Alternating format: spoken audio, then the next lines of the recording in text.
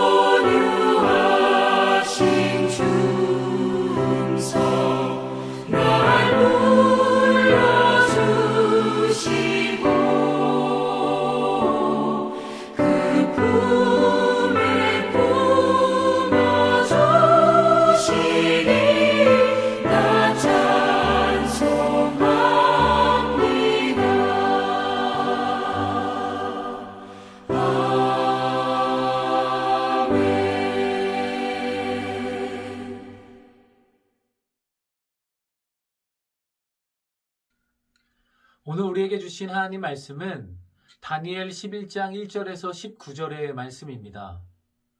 다니엘 11장 1절에서 19절의 말씀입니다. 제가 가지고 있는 성경, 구약성경 1252페이지에 있습니다. 구약성경 1252페이지에 있습니다. 생명의 삶은 68페이지입니다. 내가 또 메대 사람 다리오 원년에 일어나 그를 도와서 그를 강하게 한 일이 있었느니라. 이제 내가 참된 것을 내게 보이리라. 보라, 바사에서 또 새 왕들이 일어날 것이요 그 후에 넷째는 그들보다 심히 부유할 것이며 그가 그 부유함으로 강하여진 후에는 모든 사람을 충동하여 헬라 왕국을 칠 것이며 장차 한 능력 있는 왕이 일어나서 큰 권세로 다스리며 자기 마음대로 행하리라. 그러나 그가 강성할 때에 그의 나라가 갈라져 천하사방에 나누일 것이나 그의 자손에게 돌아가지도 아니할 것이요 또 자기가 주장하던 권세대로도 되지 아니하리니 이는 그 나라가 뽑혀서 그 외에 다른 사람들에게로 돌아갈 것임이라. 남방의 왕은 강할 것이나 그 군주들 중 하나는 그보다 강하여 권세를 떨치리니 그의 권세가 심히 클 것이요 몇 해 후에 그들이 서로 단합하리니 곧 남방왕의 딸이 북방왕에게 가서 화친하리라. 그러나 그 공주의 힘이 쇠하고 그 왕은 서지도 못하며 권세가 없어질 뿐 아니라 그 공주와 그를 데리고 온 자와 그를 낳은 자와 그때에 도와주던 자가 다 버림을 당하리라. 그러나 그 공주의 본 족속에게서 난 자 중에 한 사람이 왕위를 이어 권세를 받아 북방왕의 군대를 치러 와서 그의 성에 들어가서 그들을 쳐서 이기고 그 신들과 부어 만든 우상들과 은과 금의 아름다운 그릇들은 다 노략하여 애굽으로 가져갈 것이요 몇 해 동안은 그가 북방왕을 치지 아니하리라. 북방왕이 남방왕의 왕국으로 쳐들어갈 것이나 자기 본국으로 물러가리라. 그러나 그의 아들들이 전쟁을 준비하고 심히 많은 군대를 모아서 물이 넘친같이 나올 것이며 그가 또 와서 남방왕의 견고한 성까지 칠 것이요. 남방왕은 크게 노하여 나와서 북방왕과 싸울 것이라. 북방왕이 큰 무리를 일으킬 것이나 그 무리는 그의 손에 넘겨준 바 되리라. 그가 큰 무리를 사로잡은 후에 그의 마음이 스스로 높아져서 수만 명을 엎드려뜨릴 것이나 그 세력은 더하지 못할 것이요. 북방왕은 돌아가서 다시 군대를 전보다 더 많이 준비하였다가 몇 대 곧 몇 해 후에 대군과 많은 물건을 거느리고 오리라. 그때 여러 사람이 일어나서 남방왕을 칠 것이요. 내 백성 중에서도 포악한 자가 스스로 높아져서 환상을 이루려 할 것이나 그들이 도리어 걸려 넘어지리라. 이에 북방왕은 와서 성터를 쌓고 견고한 성읍을 점령할 것이요. 남방 군대는 그를 당할 수 없으며 또 그가 택한 군대라도 그를 당할 힘이 없을 것이므로 오직 와서 치는 자가 자기 마음대로 행하리니 그를 당할 사람이 없겠고 그는 영화로운 땅에 설 것이요. 그의 손에는 멸망이 있으리라. 그가 결심하고 전국의 힘을 다하여 이르렀다가 그와 화친할 것이요. 또 여자의 딸을 그에게 주어 그의 나라를 망하게 하려 할 것이나 이루지 못하리니 그에게 무익하리라. 그 후에 그가 그의 얼굴을 바닷가로 돌려 많이 점령할 것이나 한 장군이 나타나 그의 정복을 그치게 하고 그 수치를 그에게로 돌릴 것이므로 그가 드디어 그 얼굴을 돌려 자기 땅 산성들로 향할 것이나 거쳐 넘어지고 다시는 보이지 아니하리라. 아멘. 사랑하고 축복합니다. 하나님께서 오늘도 저희들에게 은혜로 새로운 날을 허락해 주신 가운데 있습니다. 여러분, 참으로 하나님의 은혜가 없이는 한시도 살아갈 수 없는 상황 가운데 저희들은 빠지게 되었습니다. 사회적 거리두기 2.5단계로 격상이 되면서 실제적인 우리의 신앙생활에 많은 제약이 앞으로 있을 것이고요. 또 마음도 그렇습니다. 그러나 우리의 영혼만큼은 더 풍성한 하나님의 은혜를 사모하고 주님의 뜻 가운데 나갈 수 있도록 다시 한번 주님 앞에 무릎 꿇고 기도해야 할 것입니다. 우리가 와신 상담의 기도를 함께 나누지 않았습니까? 하나님께서 분명히 마귀 사탄의 괴계를 향해서 복수해 줄 줄로 믿습니다. 절대로 포기하지 않는 끈기의 기도를 통해 하나님의 사명을 이루어 드려야 할 것입니다. 또 우리는 그럴 때 주님께서 주시는 은혜를 따라 자복해야 합니다.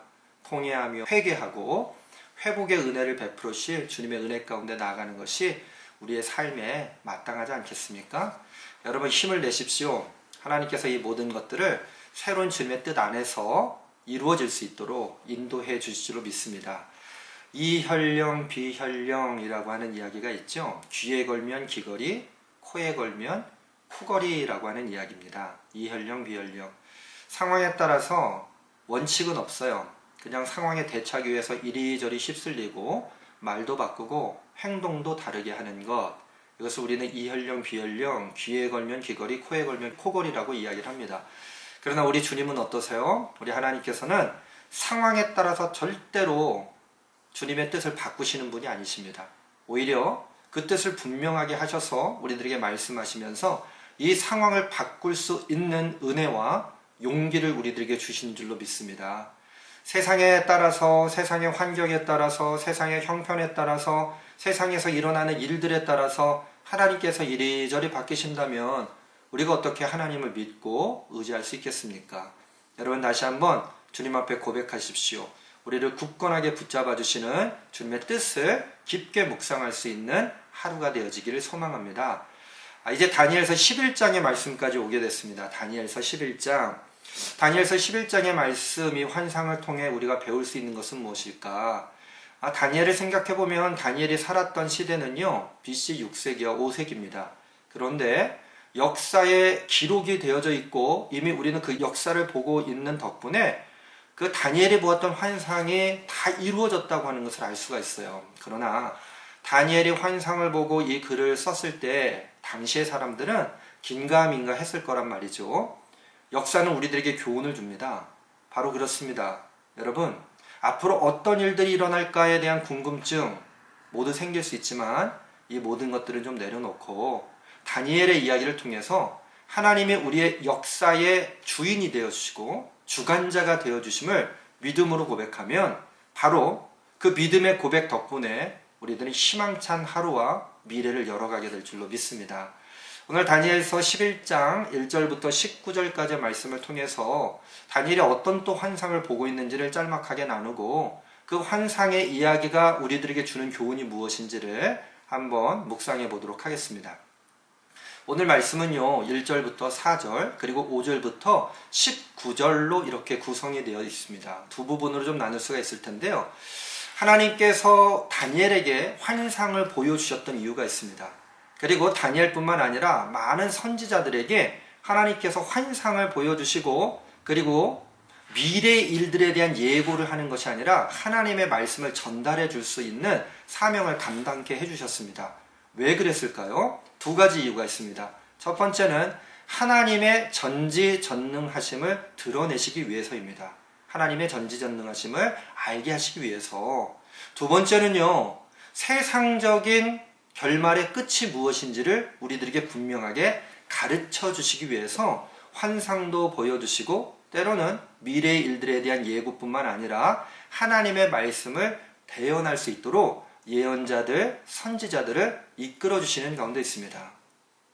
그러면서요, 오늘 1절부터 4절, 5절부터 19절까지의 말씀은 하나님께서 전지전능하심을 나타내시고 그리고 세상적인 접근 방법, 세상적인 방법의 끝이 무엇인지를 가르쳐 주시기 위해서 사용하시는 두 가지의 방법을 이야기하고 있습니다. 1절부터 4절까지의 말씀은 천사들을 통해서 일하십니다. 두 번째 5절부터 19절은요, 천사들을 통해서 일하시고 선지자들을 통해서 일하시는데 그것은 바로 섬세하신 하나님의 계획 안에서 이루어 가십니다. 첫 번째 천사들을 통해서 그리고 많은 도움을 줄 수 있는 그 조력자들을 통해서 두 번째는요, 하나님께서 이 모든 것들을 인도해 주시고 그 계획과 섭리로 함께 하시는데 섬세하신 방법으로. 그럼 1절부터 4절의 내용을 잠깐 볼까요? 1절을 좀 본다면 이렇게 증언하고 있어요. 내가 또 메대 사람 다리오 원년에 일어나 그를 도와서 그를 강하게 한 일이 있었느니라. 여기 메대 사람 다리오 원년에 일어나 그를 도와서 그를 강하게 한 일이 있었다라고 했었던 건 뭐냐면 천사 가브리엘을 이야기하고 있습니다. 하나님의 힘, 하나님의 능력자, 하나님의 말씀을 전달하는 존재로서의 그 가브리엘 천사, 예수님께서 이 땅에 오시는 것을 우리들에게 가르쳐 주었던, 선포해 주었던 존재가 바로 가브리엘 천사였습니다. 그러면서 이 가브리엘 천사가 이야기하는 것은 무엇이냐면 많은 세상의 나라들이 세워졌지만 그곳에 끝이 있다는 내용 아니었어요? 천사가 가르쳐주고 다니엘의 힘을 얻습니다. 다니엘은 믿음을 통해서 주님의 영광 가운데 나아갑니다. 이때 살아갔던 때는 6세기에서 5세기 BC입니다. 그런데 역사적인 내용 가운데 나타나는 바벨론이라든지 메데 바사라고 하는 페르시아라든지 헬라 제국이라든지 그리고 로마 제국에 이르기까지 먼 훗날에 대한 이야기를 주님께서 환상을 통해 보여주고 계세요. 그러면서 결론적으로 하나님은 이 역사의 모든 주관자가 되어주신다. 최후의 모든 것들 가운데는 끝이 있을 텐데 그 끝의 과정 가운데 하나님의 역사에 주관하심이 있다고 하는 것을 가르쳐주고 있습니다. 그러면서요, 바벨론 왕국이 어떻게 멸망했는지, 그리고 메데, 바사, 페르시아가 어떻게 멸망했는지, 그리고 헬라 제국이 나중에 4개의 나라로 어떻게 분리되어졌는지, 로마 제국의 강성함과 나중에 쇠퇴함 등 우리가 이제 내짐승의 환상을 통해서 그리고 순양과 순염소의 환상을 통해서 나눴으니 이건 좀 넘어가도록 하겠고요. 오늘은 5절부터 19절까지 나와 있는 바로 하나님께서 이 섬세한 방법을 통해서 역사의 주관자가 되어주시는 부분을 좀 함께 나누도록 하겠습니다. 5절을 한번 읽겠습니다. 5절. 남방의 왕은 강할 것이나 그 군주들 중 하나는 그보다 강하여 권세를 떨치리니 그의 권세가 심히 클 것이요. 6절입니다. 몇 해 후에 그들이 서로 단합하리니 곧 남방 왕의 딸이 북방 왕에게 가서 화친하리라. 그러나 그 공주의 힘이 쇠하고 그 왕은 서지도 못하며 권세가 없어질 뿐 아니라 그 공주와 그를 데리고 온 자와 그를 낳는 자와 그때에 도와주던 자가 다 버림을 당하리라. 여러분, 이제 헬라 제국이 4개의 제국으로 갈라지게 됩니다. 4개의 제국으로 갈라졌을 때 그 나라의 이름 좀 알려드렸죠? 제가 다시 한번 말씀드릴게요. 셀류쿠스, 프톨레미, 카산드라, 그리고 리시마쿠스. 근데 특별히 오늘 성경에 나와 있는 남방 왕국과 북쪽 왕국을 이야기할 때 여기는 우리가 잘 알고 있는 남왕국은요, 남쪽 왕국은 애굽을 이야기합니다. 북쪽 왕국은 이제 시리아를 기반으로 하는 나라를 이야기합니다. 당시로 이야기하면 셀류쿠스와 프톨레미인데요. 셀류쿠스는 시리아의 지배를 이제 뛰어넘게 되고요. 프톨레미는 애굽을 지배하게 됩니다. 결론적으로 이 애굽과 시리아가 화친하기 위해서 정략 결혼을 하게 돼요. 그러면서 시리아의 공주를 남쪽에 있는 애굽의 왕자에게 정략 결혼을 시켜요. 그런데 6절의 말씀에 보니까 이 시리아의 공주가 이제 버림을 당합니다. 이 시리아 입장에서 이게 얼마나 큰일입니까? 화친하려고 공주를 내어 보냈는데 공주가 버림을 받았으니, 그러니까 몇 차례를 통해서 침공을 감행하게 되는데 그때마다 전쟁에서 실패하게 됩니다. 지금 다니엘은요, BC 6세기와 BC 5세기의 사람인데 현재 일어나고 있는 일들은 BC 2세기와 BC 1세기의 일들을 말하고 있는 것입니다. 하나님께서 왜 이런 역사적인 내용들을 통해서 하나님의 섬세하신 계획들을 말씀하시고 계신가? 결론적으로는 하나님의 위대하신 통치하심, 그리고 세상의 모든 주권자가 되어주신다고 하는 내용을 말해 주시기 위함이고요. 우리가 2가지 나눴던 것처럼 첫 번째는 하나님의 전지전능하심을 선포하시기 위해서, 두 번째는 하나님께서 이 세상의 세상적인 접근 방법에 결론적인 끝이 무엇인지를 가르쳐 주기 위해서 역사적인 내용을 계속해서 말씀해 주시는 것입니다. 특별히 다니엘서 11장의 말씀을 통해서 이 학자들이 이야기하기로는 135개에 해당하는 역사적인 내용이 이 이야기 가운데, 이 환상의 내용 가운데 담겨져 있다라고 표현하고 있습니다. 오늘 우리가 이 135개가 넘는 역사의 내용을 함께 나눌 수는 없을 것입니다. 그러나 남쪽 애굽과 또 북쪽 시리아 화친 조약을 맺었던 이 짤막한 이야기를 통해서 역사의 주관자는 하나님이시라고 하는 내용을 짤막하게 나누게 되었습니다. 사랑하는 성도 여러분, 하나님의 계획은 어떤 계획 가운데 있습니까? 첫 번째, 하나님의 계획은 섬세합니다. 또 하나님의 계획은 정확합니다. 하나님의 계획은 변함이 없으시고 진실하십니다. 그렇다면 우리가 앞으로의 일들에 대해서 궁금한 일이 참 많을 것 같아요. 그러나 오늘 다니엘이 우리들에게 주는 이 환상의 이야기를 통해서 섬세하신 하나님, 정확하신 하나님, 진실하신 하나님을 다시 한번 신뢰하고 그분 앞에 무릎을 꿇고 하나님께서 역사의 주관자가 되어주시니 우리의 모든 삶을 인도해 주시기를 저희들 원하고 바라고 기도합니다. 이렇게 나아가는 것이 우리들에게 유익하지 않겠습니까? 여러분, 사회적 거리두기 2.5단계 격상, 이번에 안 될 줄 알았는데 또 격상이 됐더라고요. 지난주에는 격상이 되리라고 생각했는데 한 주간에 어떤 여유 시간이 있었던 것 같습니다. 세상의 결정들 우리가 다 따라야 하는가?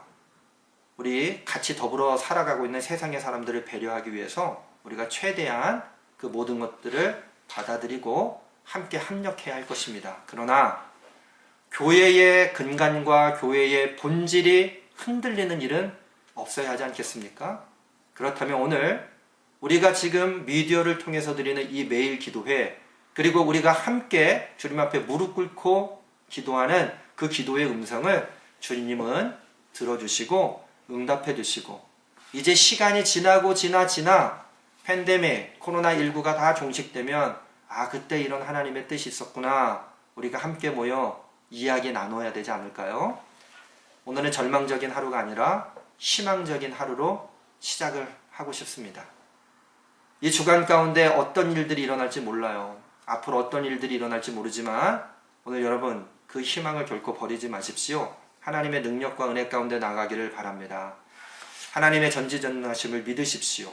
하나님의 계획과 섭리 가운데 그것은 섬세하고 정확하고 진실하다고 하는 것을 우리가 다시 한번 굳건하게 다짐한다면 우리가 주님을 신뢰하는 것보다도 더 크게 하나님께서 우리들 인도해 줄 줄로 믿습니다.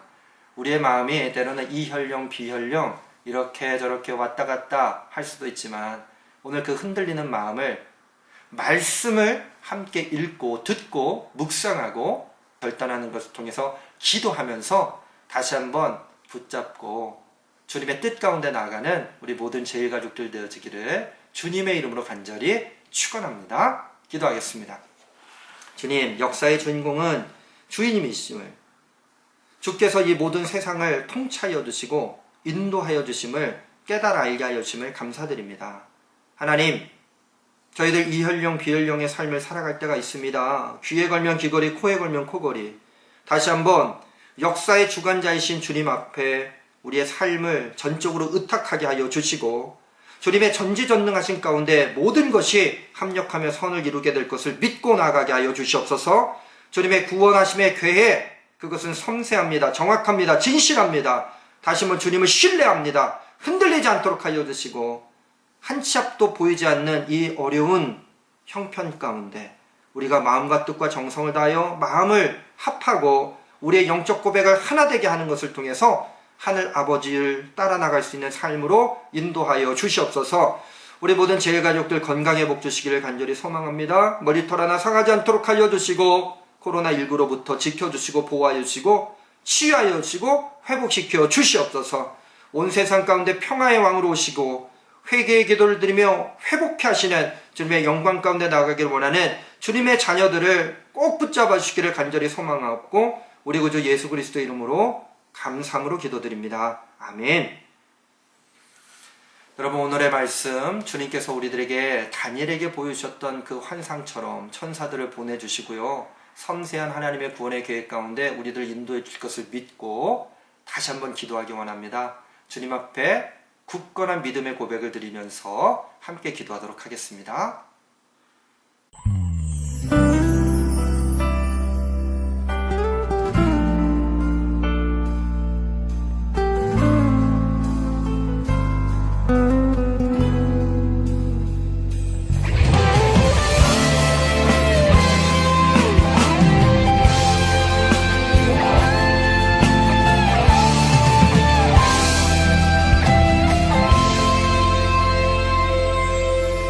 주님 다시 오실 때까지 나는 이 길을 가리라. 좁은 문, 좁은 길, 나의 십자가 지고